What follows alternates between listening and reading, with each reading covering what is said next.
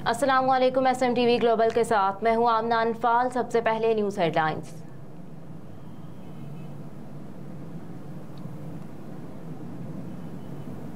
फौजी अदालतों में सिविलियंस ट्रायल केस फौज को किसी भी गैर-आईनी इकदाम से रोकेंगे। चीफ जस्टिस सुब्रता बंदयाल ने कहा कि हम आइन और आवाम का तहफ़्फ़ुज़ करेंगे और फौज को किसी भी गैर-आईनी इकदाम से रोकेंगे। सुप्रीम कोर्ट में चीफ जस्टिस सुब्रता बंदयाल की सरबराही में 6 रुकनी लार्जर बेंच ने फौजी अदालतों में सिविलियंस के ट्रायल के खिलाफ दरख्वास्तों पर समाअत की। इस दौरान चीफ जस्टिस ने कहा कि 9 मई को बहुत संगीन वाक़यात हुए। मियांवाली में दीवार तोड़कर फौजी तंसीबात पर हमला किया गया। फौज की तारीफ करनी चाहिए कि उन्होंने शहरियों पर गोलियां नहीं चलाई। कभी नहीं चाहूंगा कि पाकिस्तान आर्मी शहरियों पर गोलियां चलाती। जस्टिस सुब्रता बंदयाल ने कहा कि एतजाज अहसन ने जब कहा कि मुजाहिरीन को गोली क्यों नहीं मारी तो मुझे बहुत दुख हुआ। पाक फौज अवाम और मुल्क के दिफा के लिए है। पाक फौज ने गोली ना चलाकर दुरुस्त इकदाम किया।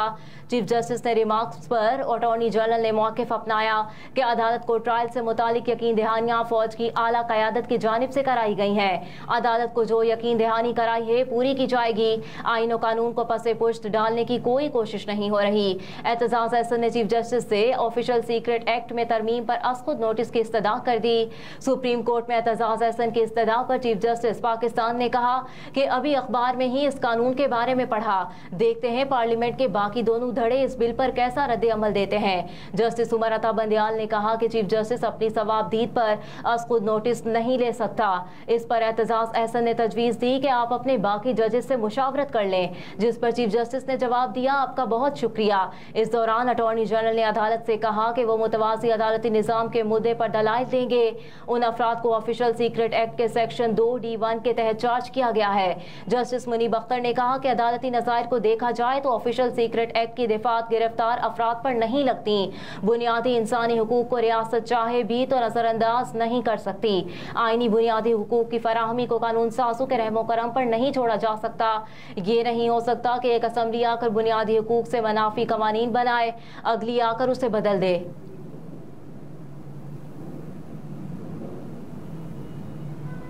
वज़ीर आज़म शहबाज शरीफ कहते हैं कि ताने मिलते हैं, इस्टेब्लिशमेंट का आदमी हूँ, लेकिन मुझे इससे कोई फ़र्क नहीं पड़ता। ज़ाती मफाद के लिए कभी सिपा सालारों से मुलाकातें नहीं की। मकसद सिर्फ एक था कि हुकूमत और इस्टेब्लिशमेंट मिलकर मुल्क को आगे लेकर जाएं। इस्लामाबाद में 12 कहो बाईपास की इफ्तिताही तकरीब से खिताब करते हुए शहबाज शरीफ बोले कि आज से 10-12 माह पहले 12 कहो अंडरपास मनसूबे का प्लान बनाया गया था। पहले 12 कहो का मनसूबा CDA के हवाले किया, फिर NLC के हवाले कर दिया गया। 12 कहो बाईपास के मंसूबे के लिए पहला चैलेंज जमीन का हुसूल था। ये मंसूबा बहुत पहले मुकम्मल होना चाहिए था, क्योंकि मुल्क भर से आने वाले सयाहों के लिए 12 कहो से गुजरना महाल था। उन्होंने कहा कि मुल्क की तरक्की और खुशहाली के लिए बाज़ औक़ात मुश्किल फैसले करना पड़ते हैं। ये मंसूबा भी नवाज शरीफ का विजन था और है, लेकिन नवाज शरीफ की हुकूमत को बदतरीन साजिश के जरिए हटाया गया। जब हमारी हुकूमत गई तो हर मंसूबा रुक चुका था। शहबाज शरीफ ने मजीद कहा कि आर्मी चीफ अगर सपोर्ट ना करते तो ये काम मुकम्मल नहीं होता। आर्मी चीफ ने बड़ी कमिटमेंट दिखाई है। सियासत की दिशत में 38 साल गुजर चुके हैं। बहुत से सिपा सालारों से मुलाकात रही, हुकूमत में भी और अपोजिशन में भी। एक ही मकसद होना था कि मुल्क तरक्की करे, इदारे मिलकर मुशावरत करें।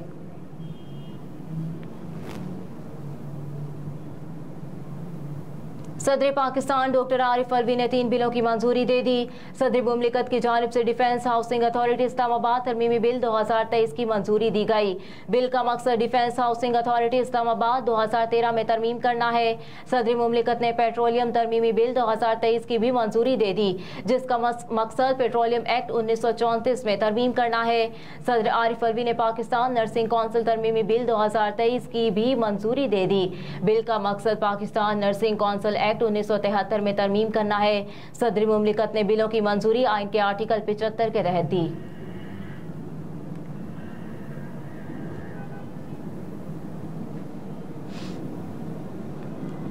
इस्लामाबाद को अजीम मजहब तस्लीम किए जाने के हवाले से अमरीकी कांग्रेस में करारदाद पेश। गैर मुल्की मीडिया के मुताबिक करारदाद रियासत टेक्सास के नुमाइंदे अल ग्रेन की तरफ से पेश की गई। करारदाद के तायद करंदगान में कांग्रेस मेंबरान अलहान उमर, राशिदा तलीब, आंद्रे कार्सन शामिल है। करारदाद के मतन में कहा गया है कि लफ्ज़ इस्लाम का मतलब खुदा की मर्जी के सामने सर तस्लीम खम करना है और अमन है। इसके अलावा वाज़ेह किया गया है कि कुरान मुसलमान और गैर मुस्लिमों के दरमियान रवादारी की बात करता है। गैर मुल्की मीडिया रिपोर्ट्स के मुताबिक अमरीकी कांग्रेस में जमा करवाई गई करारदाद में अमरीका में मुसलमानों की तादाद 35 लाख बताई गई है।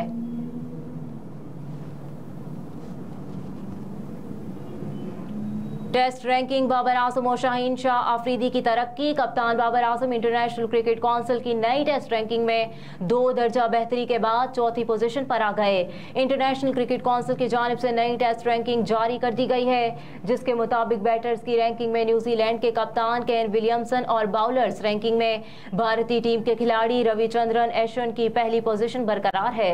रैंकिंग के मुताबिक केन विलियमसन 883 पॉइंट्स के साथ बदस्तूर पहली पोजीशन पर मौजूद है, जबकि इंग्लिश खिलाड़ी जो रूट एक दर्जे तरक्की के बाद 859 पॉइंट्स के साथ दूसरे नंबर पर आ गए हैं। ऑस्ट्रेलियाई खिलाड़ी स्टीव स्मिथ 2 दर्जे तरक्की के बाद 842 पॉइंट्स के साथ तीसरे और कौमी कप्तान बाबर आजम 2 दर्जे बेहतरी के बाद 829 पॉइंट्स के साथ चौथे नंबर पर आ गए।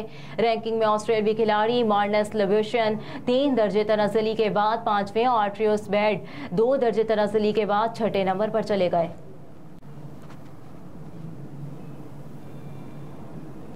कराची में चीनी का 50 किलो का थैला 7,000 रुपए का हो गया। जोड़िया बाजार जराये के मुताबिक रवा हफ्ते कारोबार के आगाज पर चीनी की होल सेल कीमत 135 रुपए थी, जो आज कारोबार के इख्तिताम पर 140 रुपए है। 3 रोज में चीनी की कीमत 5 रुपए बढ़ी है कि 1 किलो चीनी का थैला 7,000 रुपए का हो गया। रिटेल सतह पर 50 चीनी 150 रुपए किलो भी फरोख्त की जा रही है।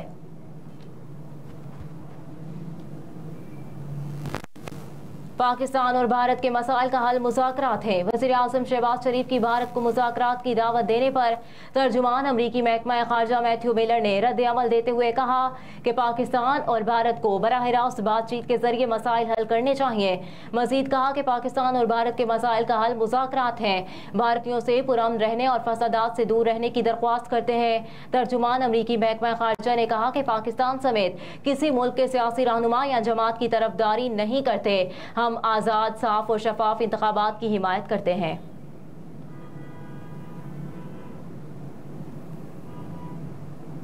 पीसीबी के साबिक चेयरमैन एजाज भट्ट इंतकाल कर गए। पाकिस्तान क्रिकेट बोर्ड के साबिक चेयरमैन और साबिक टेस्ट क्रिकेटर एजाज भट्ट आज इंतकाल कर गए हैं। इस हवाले से उनके दामाद आरिफ सईद ने तस्दीक करते हुए बताया कि एजाज भट्ट की उम्र 85 साल थी। एजाज भट्ट तवील अरसे से बीमार थे। दामाद आरिफ सईद के मुताबिक मरहूम एजाज भट्ट ने 8 टेस्ट मैचेस में पाकिस्तान की नुमाइंदगी की। वो 2008 से 2011 तक पाकिस्तान क्रिकेट बोर्ड के चेयरमैन रहे। तर्जुमान पाकिस्तान क्रिकेट बोर्ड के मुताबिक पीसीबी ने भी इस हवाले से उनकी विफात पर ताज़ियत का इजहार किया है। हेडलाइंस आपने जानी। न्यूज़ स्टूडियो से फिर वक्त इतना ही। आप देखते रहिए SMTV ग्लोबल।